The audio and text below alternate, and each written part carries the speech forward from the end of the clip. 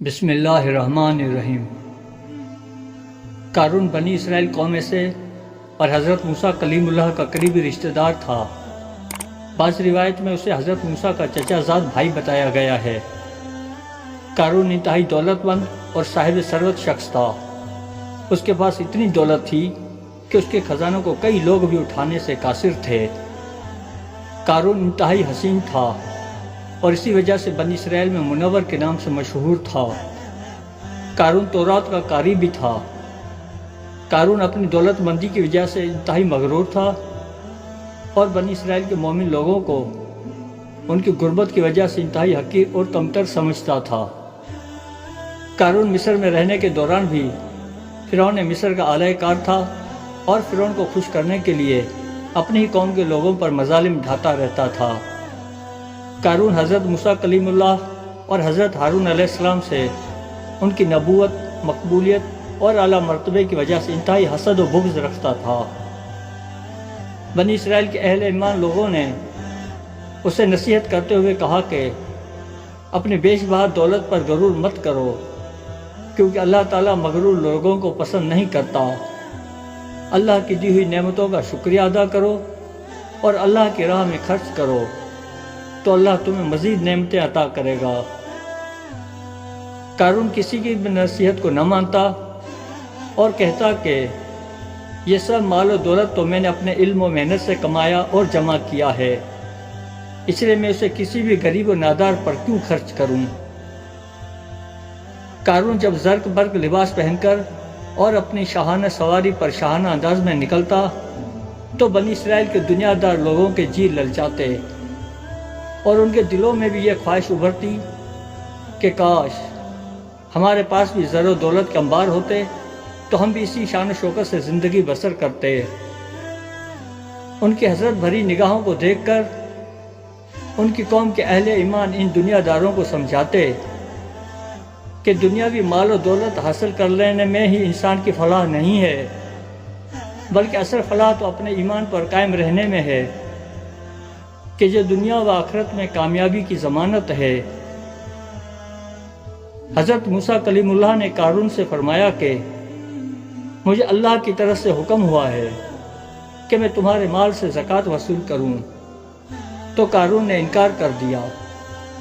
اس نے دوسرے لوگوں کو بھی برگشتہ کرنے کی غرض سے اکٹھا کیا اور کہا کہ موسیٰ تمہارے پاس نماز ادا کرنے کا حکم لانے سمیت کئی دوسرے احکام بھی لائے کہ ان پر عمل کرو، تو تم نے ان احکامات پر عمل کیا، اب وہ ہم سے ہمارا مال بھی چھیننا چاہتا ہے، یہ ہم کیسے برداشت کریں؟ اس پر سب لوگوں نے کہا کہ ہاں، یہ تو ہم سے بھی برداشت نہ ہوگا، لیکن تمہاری کیا رائے ہے کہ ہمیں اس بارے میں کیا کرنا چاہیے؟ تو قارون نے حضرت موسیٰ کلیم اللہ کے لیے اپنے دل میں موجود حسد و بغض کی وجہ سے کہا کہ ایک فاحشہ عورت کو لالچ دے کر راضی کرتے ہیں کہ وہ دوسرے لوگوں کے سامنے حضرت موسیٰ پر الزام لگائے گی کہ نعوذ باللہ حضرت موسیٰ نے اس کے ساتھ برائی کا ارتکاب کیا ہے، اس طرح حضرت موسیٰ کے ساتھی اسے چھوڑ جائیں گے۔ قارون نے ایک فاحشہ عورت کو بلوایا اور اسے ڈھیر سارا سونا دینے کا وعدہ کرتے ہوئے کہا کہ تم لوگوں کے سامنے کہنا کہ حضرت موسیٰ نے میرے ساتھ برائی کا ارتکاب کیا ہے۔ وہ فاحشہ عورت سونے کی لالچ میں اس کام کے لیے راضی ہو گئی۔ عید کے دن حضرت موسیٰ کلیم اللہ نے اپنی قوم کے سامنے خطبہ دیا اور احکامات خداوندی پہنچاتے ہوئے فرمایا کہ مجھے رب تعالیٰ نے حکم دیا ہے کہ میں تم سب کو بتاؤں کہ تم صرف ایک خدا کی ہی عبادت کرو اور اس کے ساتھ کسی کو بھی شریک نہ کرو، سب کے ساتھ صلہ رحمی کرو، اور اس کے ساتھ آپ نے اور بھی احکامات پہنچائے، اور پھر آپ نے فرمایا کہ مجھے رب تعالیٰ کا حکم ہوا ہے کہ میں زانی کو سنسار کر دوں۔ تو قارون اور اس کے ساتھیوں نے سوچے سمجھے منصوبے کے تحت کہا کہ اگر یہی کام تم کرو، آپ نے فرمایا کہ مجھے بھی سنسار کر دو۔ تو انہوں نے کہا کہ آپ نے زنا کیا ہے، معاذ اللہ۔ حضرت موسیٰ نے ان سے پوچھا میں نے؟ وہ لوگ بولے ہاں تم نے، اور وہ عورت ابھی مجمع عام میں آ کر سب بتائے گی۔ اس عورت کو بلوایا گیا۔ سب نے اس سے کہا کہ بتاؤ تمہارے ساتھ کیا معاملہ درپیش آیا۔ حضرت موسیٰ کلیم اللہ نے اس عورت سے کہا کہ اللہ تعالیٰ پر ایمان رکھتے ہوئے سب سچ سچ بتاؤ کہ در حقیقت کیا معاملہ ہے۔ وہ عورت بولی آپ نے اللہ کا نام لیا ہے تو اب میں سب سچ سچ بتاؤں گی اور اس میں کچھ بھی جھوٹ کی آمیزش نہ ہوگی۔ اس عورت نے بتایا کہ ان لوگوں نے مجھے بلوایا اور سونے کا لالچ دے کر آپ پر الزام لگانے پر راضی کیا کہ آپ نے میرے ساتھ زنا کیا ہے، لیکن میں گواہی دیتی ہوں کہ آپ پاک دامن ہیں اور اللہ تعالیٰ کے رسول ہیں۔ حضرت موسیٰ روتے ہوئے سجدے میں گر گئے اور روتے ہوئے رب تعالیٰ سے عرض کیا کہ یا رب العالمین، میں تیرا رسول ہوں تو ان کو اپنی گرفت میں لے لے۔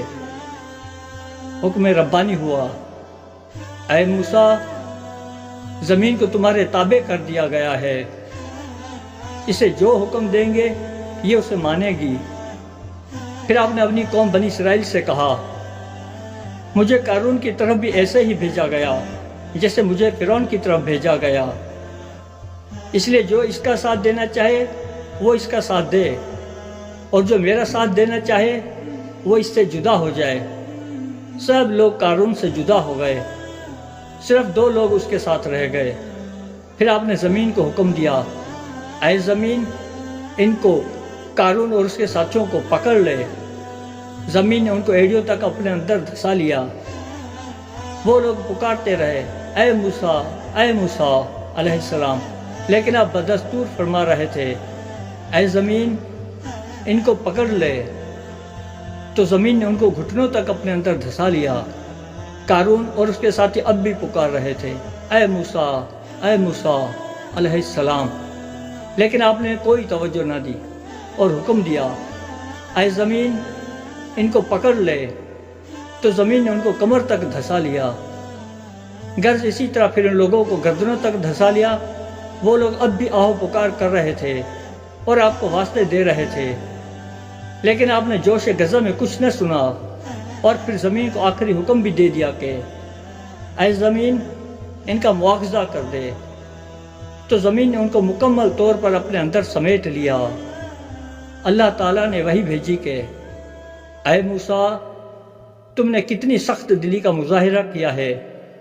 وہ تمہیں بار بار پکار رہے تھے، لیکن تم نے ان پر کچھ رحم نہ کیا، ان کی آہو زاری پر کوئی توجہ نہ دی۔